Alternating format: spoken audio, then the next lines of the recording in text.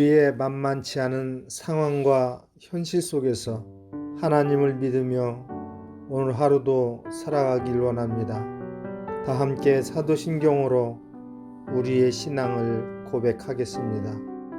전능하사 천지를 만드신 하나님 아버지를 내가 믿사오며 그 외아들 우리 주 예수 그리스도를 믿사오니 이는 성령으로 잉태하사 동정녀 마리아에게 나시고 본디오 빌라도에게 고난을 받으사 십자가에 못 박혀 죽으시고 장사한 지 사흘 만에 죽은 자 가운데서 다시 살아나시며 하늘에 오르사 전능하신 하나님 우편에 앉아 계시다가 저리로서 산자와 죽은 자를 심판하러 오시리라.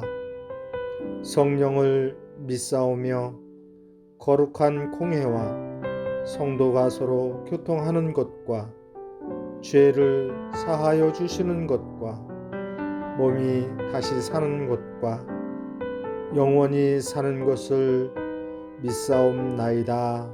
아멘.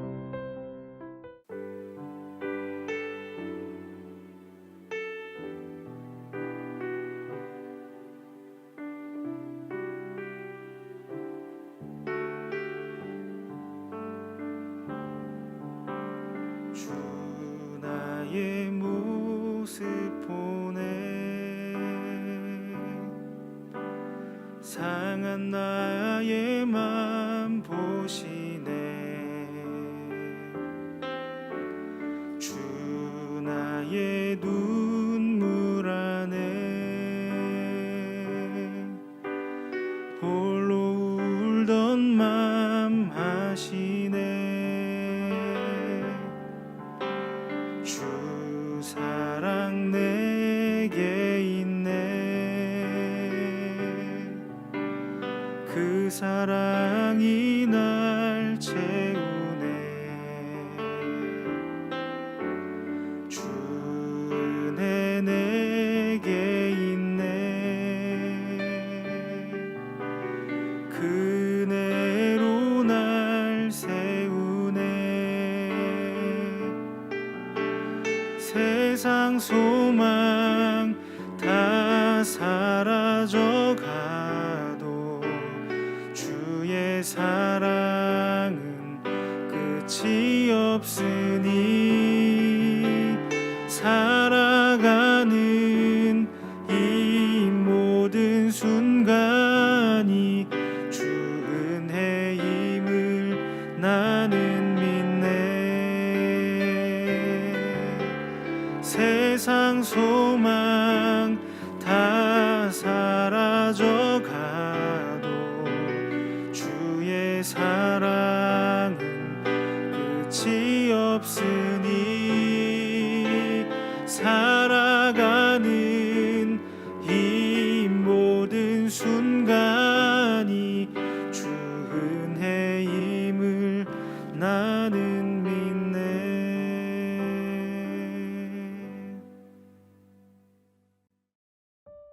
오늘 우리가 함께 나눌 말씀은 골로새서 4장 2절부터 6절입니다. 기도를 계속하고 기도에 감사함으로 깨어 있으라. 또한 우리를 위하여 기도하되 하나님이 전도할 문을 우리에게 열어주사 그리스도의 비밀을 말하게 하시기를 구하라. 내가 이 일 때문에 매임을 당하였노라. 그리하면 내가 마땅히 할 말로써 이 비밀을 나타내리라. 외인에게 대해서는 지혜로 행하여 세월을 아끼라. 너희 말을 항상 은혜 가운데서 소금으로 맛을 냄과 같이 하라. 그리하면 각 사람에게 마땅히 대답할 것을 알리라. 아멘.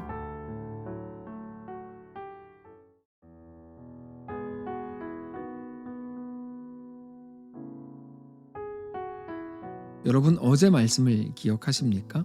아내들아, 남편들아, 자녀들아, 아비들아로 시작되는 말씀이었습니다. 성도는 존경할 만하고 사랑할 만하고 이해할 만하고 용납할 만하기 때문에 하나님의 말씀에 순종하는 게 아닙니다. 그렇게 본다면 그거는 순종이라고 말할 게 없을 겁니다. 순종은 뭡니까? 내 생각과 다른 것이지만 하나님의 말씀이기 때문에 행하는 거죠. 그래서 내가 나를 죽이는 게 순종입니다. 우리 기준에는 너무 모자라고 부족하고 연약해 보이지만 하나님의 말씀이기 때문에 순종하는 겁니다. 사실 그게 우리 예수님이 걸으셨던 길입니다. 우리가 구원받을 만해서 우리를 위해 십자가를 지신 게 아닙니다. 로마서 5장의 증언대로는 우리가 연약했고 죄인이었고 하나님과 원수였습니다. 그럼에도 하나님은 우리를 구원하시기 위해서 예수님을 이 땅에 보내셨고 십자가에 내어주셨습니다. 그래서 우리가 이해되지 않는 오늘을 살아가는 것, 그것도 하나님의 말씀에 순종하면서 살아가는 것은 철저히 그분의 길을 가는 겁니다. 우리가 성도라는 가장 강력한 증거가 되는 겁니다. 그런데 어제 본문의 마지막 부분에 가족들에 대한 명령 이후에 종에 대한 명령도 나왔습니다. 주인에게 복종하라는 거죠. 근데 오늘 본문을 보면 상전들에 대한 명령도 나옵니다. 1절입니다. 상전들아, 의와 공평을 종들에게 베풀지니 너희에게도 하늘에 상전이 계심을 알지어다. 여러분, 이것도 어제와 똑같은 겁니다. 주인은 종에게 어떻게 해도 괜찮습니다. 그게 주인과 종의 관계입니다. 근데 오늘 본문에서는 종들에게 의와 공평으로 베풀라 이렇게 말씀을 하신다는 거죠. 의와 공평을 아우르는 한 단어가 있는데 그건 바로 평등입니다.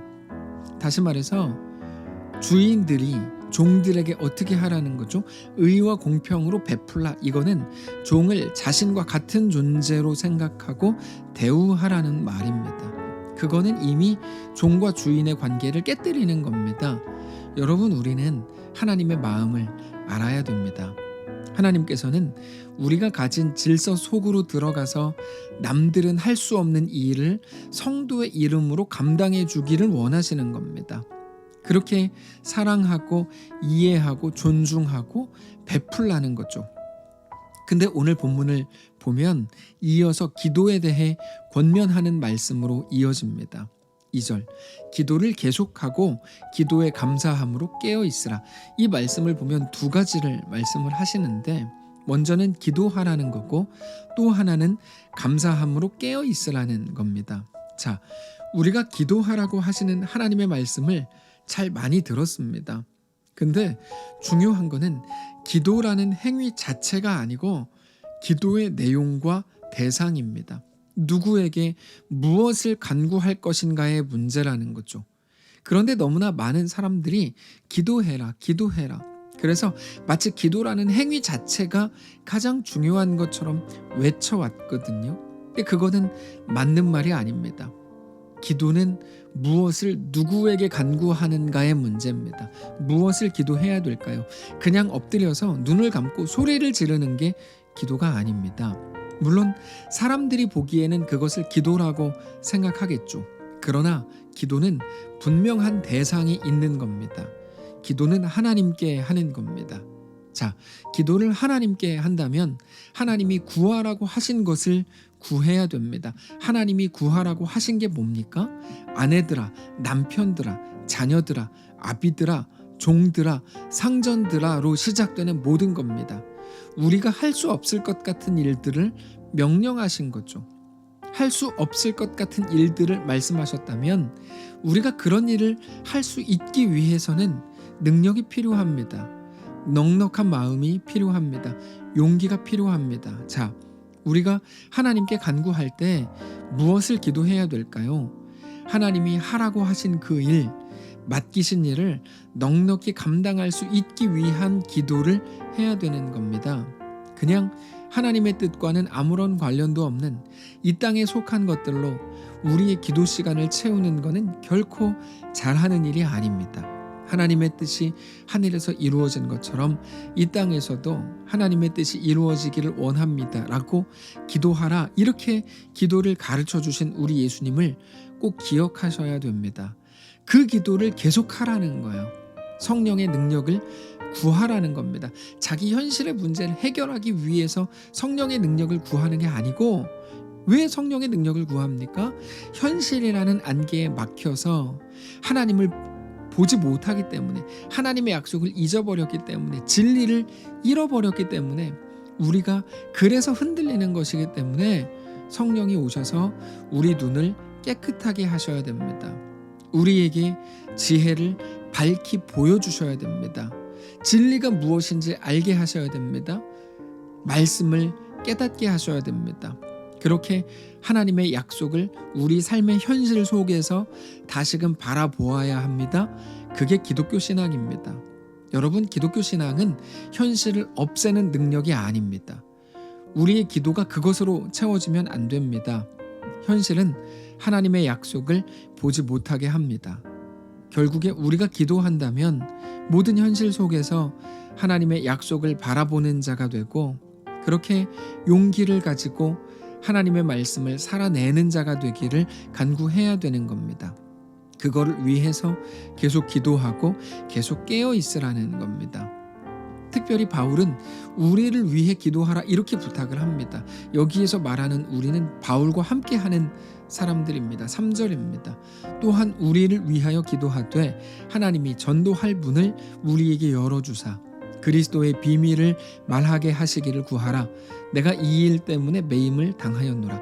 여기에서 우리는 바울과 디모데와 에바브라 같은 사역자들을 말합니다. 특별히 바울은 지금 감옥에 있습니다. 그런데 감옥에서는 복음 증거에 대해 너무 막히게 되기 때문에 복음 증거가 막히지 않기 위해서 기도를 부탁하고 있는 겁니다. 오직 하나님의 능력이 아니면 복음 증거가 막힐 것이기 때문입니다. 이미 앞에서 나눈 것들과 같은 맥락입니다. 하나님께서는 할 수 없을 것 같은 명령을 주십니다. 그래서 기도해야 됩니다. 은혜를 구해야 되고 성령의 능력을 구해야 됩니다. 할 수 없을 것 같은 데에서 힘을 얻고 용기와 담대함을 얻어서 하나님이 우리에게 명령하신 일들을 감당하기 위해서는 성령께서 허락하시는 하나님의 약속을 깨닫게 하는 것, 그 능력이 반드시 필요합니다.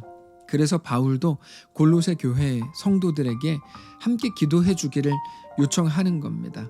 그때 하나님 나라의 비밀을 나타낼 수 있게 될 것이기 때문입니다. 4절입니다. 그리하면 내가 마땅히 할 말로써 이 비밀을 나타내리라. 그러면서 바울은 마지막 시대를 살아가는 아주 중요한 한 가지 지혜를 말합니다. 외인에 대해서는 지혜로 행하여 세월을 아끼라.